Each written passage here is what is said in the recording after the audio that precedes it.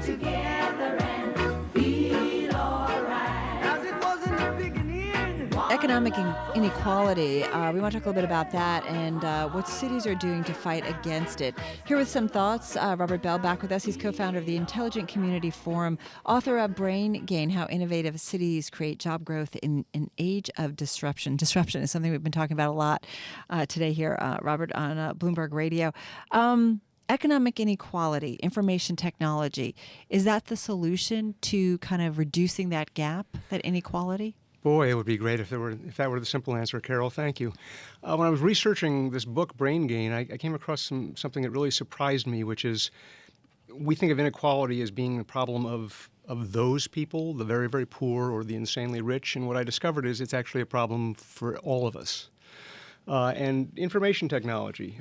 Sure, that revolution is producing all kinds of enormous benefits, but it's also having impacts we didn't expect. So, for instance, when the first iPhone was released in 2007, when it was released, nobody would have guessed what is happening today, which is that the smartphone is threatening the jobs of hotel workers because of the stellar success of a little company called Airbnb, which allows homeowners to rent out their apartments or houses to strangers. Let me break in for a second, because we've also talked about Uber kind of disrupting the market. And it's funny, I was in a yellow cab here in New York yesterday, and some story came on in the cab about Uber. And they're like, what did he say? What did he say? Because they're very nervous.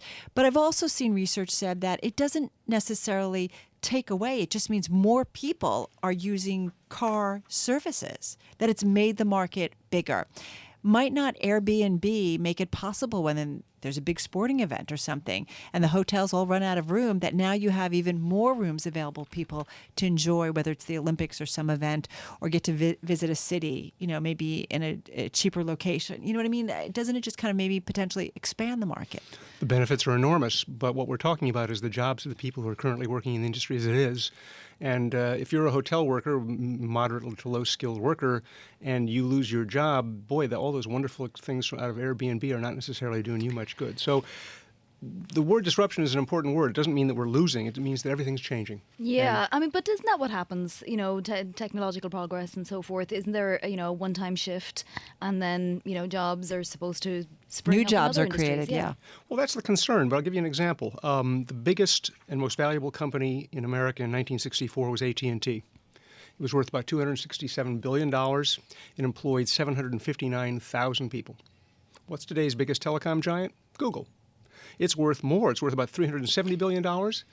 It has 55,000 employees, less than 1/10 of what the people who used to work for AT&T.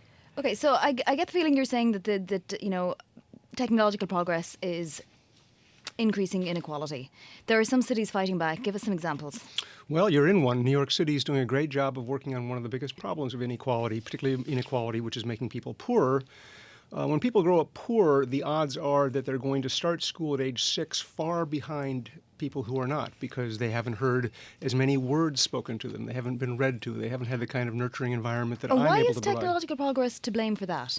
Oh, it's not to blame for that. It's just the more people who can't compete in the current economy because they don't have the skills, the worse off we're all going to be. I mean, unless we're really happy to put up with an ever larger percentage of our population unable to compete economically, we're going to have to take steps to address it as cities and as communities. I want to go back to Vani's original point, and it's funny because we talk about this a lot, and in the newsroom, and folks will say, "Well, wait a minute, this is just like Industrial Revolution. We are going through some major disruptions in how we do things, and there's an uneasy, uncomfortable period, and then as we work our way through, there will be new jobs created, on the other side of it, and then ultimately we benefit." Some of these service workers will be better off in the end because service jobs are not the high-paying jobs anyway. Right, but they're better than a job that they're not qualified to get. The problem, is that just a case of education catching up? It's entirely a question of education. It's entirely a question. The jobs that are being created in the new economy are jobs that require significant levels of skill. So then, who do you blame? Do you blame the universities that they're not the right curriculum? I don't blame anybody. I just think we need to change how we educate ourselves, which happens very, very slowly, right? Compared to the rate of change in technology and business, the rate of how we govern ourselves, how we educate ourselves, moves at the speed of a glacier. So we need to step that up from early childhood education all the way up to universities. You mentioned universities, right?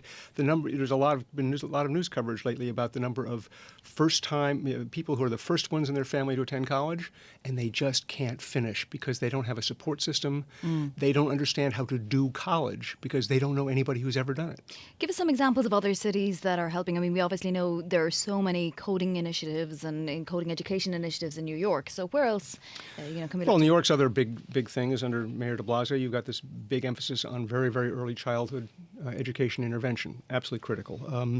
In Columbus, Ohio, which is our Intelligent Community of the Year this year, go Ohio, they have quite a few programs focusing on their at-risk, low-income population to provide enrichment in the classroom, to provide enrichment after school, and to get those kids to be aware of the kind of careers opportunities that are actually out there for them in Columbus if they're willing to just buckle down. We got to run. Robert Bell, co-founder of the Intelligent Community Forum, right here on Bloomberg Radio.